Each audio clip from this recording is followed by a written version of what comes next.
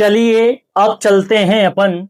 सिद्ध कीजिए, इसका सवाल पहला है 1/√2।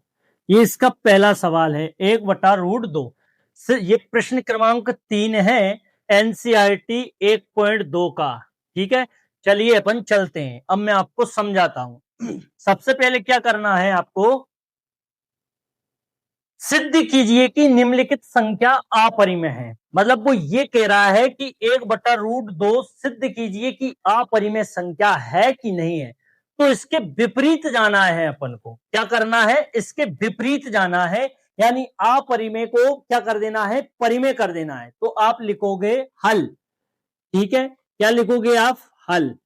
हल लिखने के बाद में आपको क्या करना है, आपको लिखना है माना 1/√2 एक परिमेय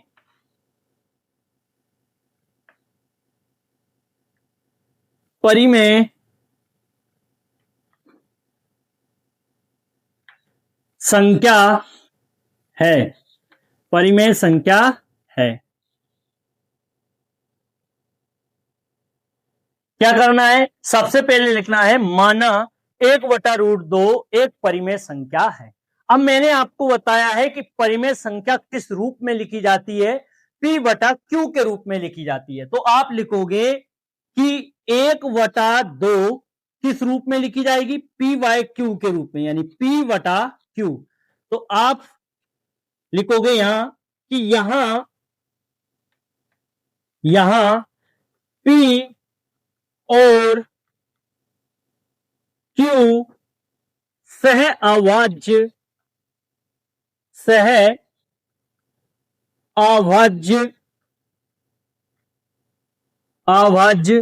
पूर्णांक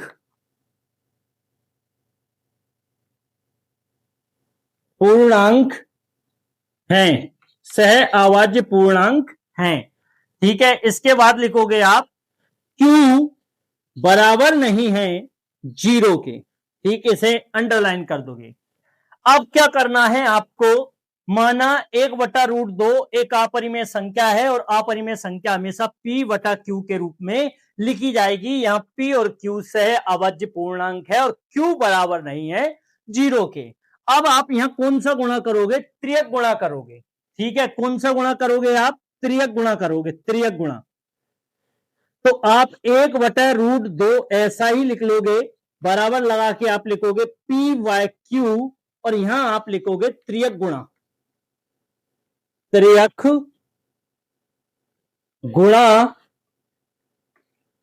त्रियक गुणा करने पर, त्रियक गुणा करने पर ये लिख दिया।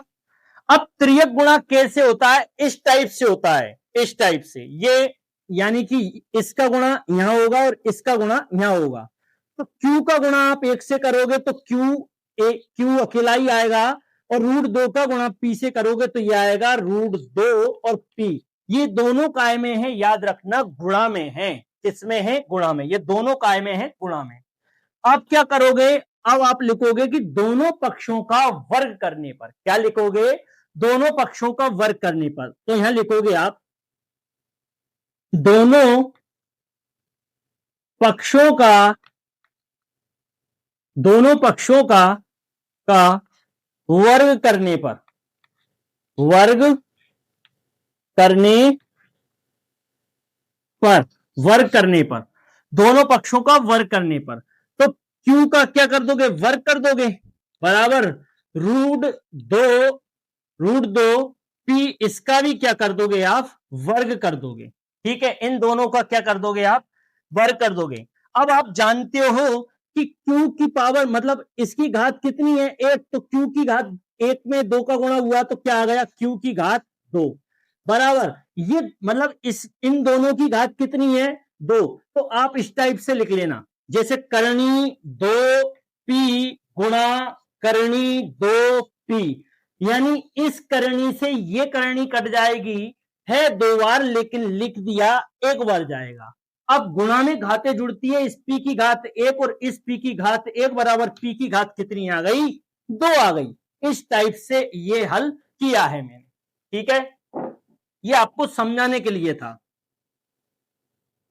आगे बढ़े, अब क्या करोगे, ये दोनों काय में है, मैंने बताया था गुणा में है, तो गुणा की संख्या कहां जाएगी, कहां जाएगी, बटे में जाएगी, तो क्यू स्क्वायर ऐसा ही रहा, बटे में कितना आ गया, 2 आ गया, बराबर इसे समीकरण दे देना 1, समीकरण 1, और 2 बटे में आ गया, तो यहां क्या बच गया, यहां बच गया आपका पी स्क्वायर, अर्थात ये क्यू स्क्वायर दो, मतलब क्यू स्क्वायर का एक गुणनखंड क्या होगा, 2 होगा, तो क्यू स्क्वायर का एक गुणनखंड 2 होगा, तो क्यू का गुणनखंड भी क्या होगा, 2 होगा, है ना। तो आप यहां लिखोगे, क्या लिखोगे कि क्यू स्क्वायर का एक गुणनखंड,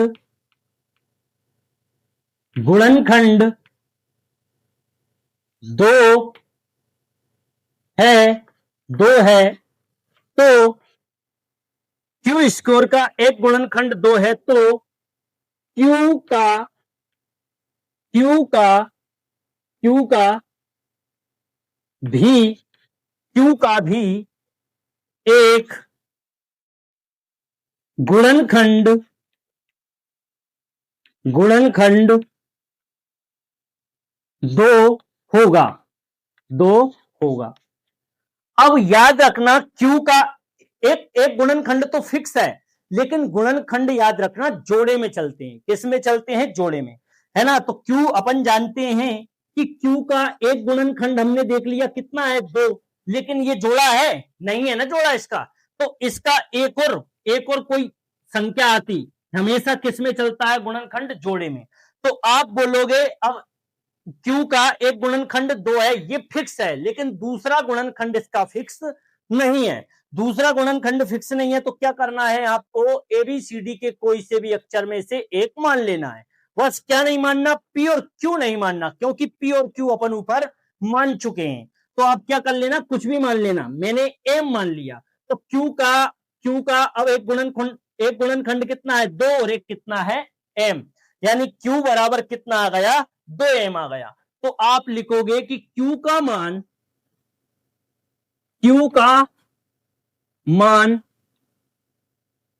समीकरण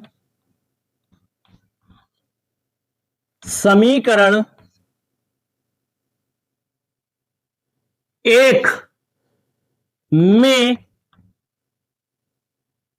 रखने पर, समीकरण 1 में रखने पर, समीकरण 1 क्या है आपकी, समीकरण 1 है क्यू स्क्वायर बराबर 2p स्क्वायर, है ना, क्या है, क्यू स्क्वायर बराबर 2p square, 2p square, Q का मान कितना है, 2m है, m कैसे माना है मैंने एक बार मैं आपको समझा देता हूं, एक बार और देख लीजिए, जैसे क्यू का एक गुणनखंड क्या है, 2 है, फिक्स है, तो अब मतलब मेरे कहने का तात्पर्य यह है कि क्यू का मान ऐसा मान लीजिए कि जो 2 से कटता चला जाए, हर बार कटे, मतलब गुणनखंड का तात्पर्य हर बार कटना चाहिए, उसी को ही क्या कहते हैं, गुणनखंड।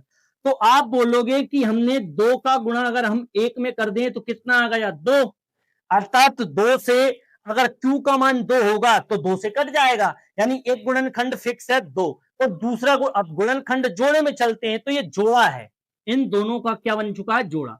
आगे वाला जोड़ा क्या बनेगा, 2 गुणित 2 बराबर का कितना आ गया, 4, ये भी किससे कट जाएगा, 2 से कट जाएगा, तो क्यू का गुणनखंड क्या बन गया, 2 और 2, लेकिन देखिए एक फिक्स है, एक फिक्स है, क्या दूसरा फिक्स है, आगे बढ़ोगे, 2 गुणित 3, तो क्या बन गया, 6, क्या यहां 3 आ गया, यहां 2 है, यहां 1 है, लेकिन आगे वाला एक फिक्स है, तो इसीलिए मैंने आगे वाला 2 लिया, पीछे वाला फिक्स नहीं है, तो इसीलिए मैंने क्या मान लिया, m मान लिया, क्यों, क्योंकि वो तो फिक्स है ही नहीं, फिक्स नहीं है, तो इसीलिए क्या किया है, ये संख्या मैंने मान ली है एबीसीडी के अक्षरों में से, ये आपको समझाने के लिए था। अब Q का मान कितना है, Q को हटाना है और Q की जगह क्या लिखना है, 2m लिख देना है, तो Q को हटा देंगे और Q की जगह लिखेंगे 2m, इसका क्या कर देना है, वर्ग चढ़ा देना है, बराबर का 2p²। 2p। तो अब देखिए ये कितनी बार है, 2 बार है। तो 2 का मतलब ये 2m कितनी बार है, जैसे कि इसकी पावर 2 है तो 2m गुणित में 2m। ठीक है, 2 का 2 से गुणा हुआ तो 4 और m की घात 1 और m की घात 1 गुणा में घातें जुड़ती है तो 4m की घात 2 ये आएगा। इसका हल करेंगे तो वो आएगा 4m²। तो मैंने यहां डायरेक्ट लिख दिया 4m² बराबर कितना है, 2p²। ये आपको समझाने के लिए था। आगे बढ़े। अब इस 2 से ये 4 कट जाएगा क्योंकि गुणा में है, ये गुणा में है तो कहां आ जाएगा, बटे में आएगा। बटे में आएगा तो इसको काट देगा, यानी 2 एकम 2 और 2 दूनी 4। तो ये कितना आ गया, ये आ गया आपका 2m² बराबर का यहां से क्या आ गया, यहां से आ गया p²। ठीक है, अब देखिए ये काय में है, गुणा में है तो ये कहां चला जाएगा, 2 बटे में चला जाएगा। तो ये m² ऐसा ही रहा बराबर का p² बटा 2 नीचे आ गया। अब यहां क्या लिखोगे, यहां लिखोगे कि p² का एक गुणनखंड 2 है तो p का भी एक गुणनखंड 2 होगा। क्या लिखोगे आप यहां लिखोगे आप p² का एक गुणनखंड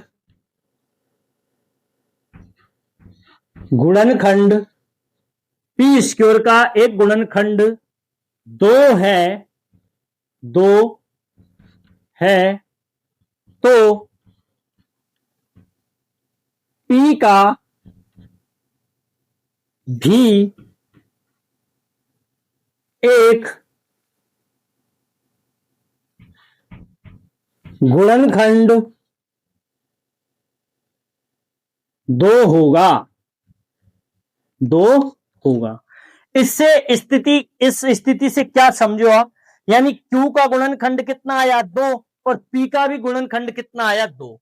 अर्थात इसका यह तात्पर्य हुआ कि Q का भी गुणनखंड 1 आना चाहिए था और P का भी गुणनखंड 1 आना चाहिए था। तो ये क्या बन जाती, तो ये परिमेय संख्या बन जाती। लेकिन P का भी गुणनखंड 2 आया और Q का भी गुणनखंड 2 आया, अर्थात ये परिमेय संख्या नहीं होगी, ये क्या होगी, ये आपकी अपरिमेय संख्या होगी। ठीक है, क्या होगी, अपरिमेय संख्या होगी। तो आप यहां लिखोगे कि P और Q सह अभाज्य पूर्णांक नहीं है ना। क्या लिखोगे, P और Q सह अभाज्य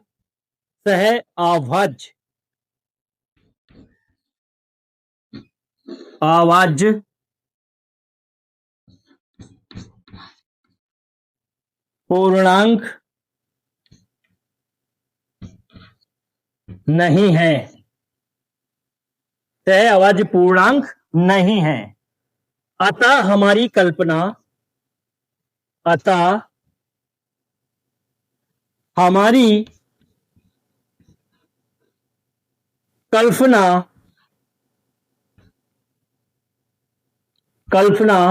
गलत है।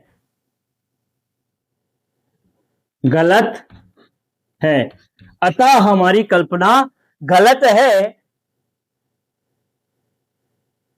1/√2 एक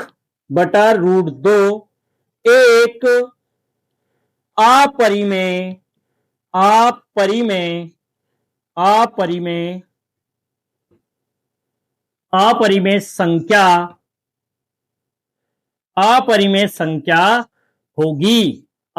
संख्या होगी।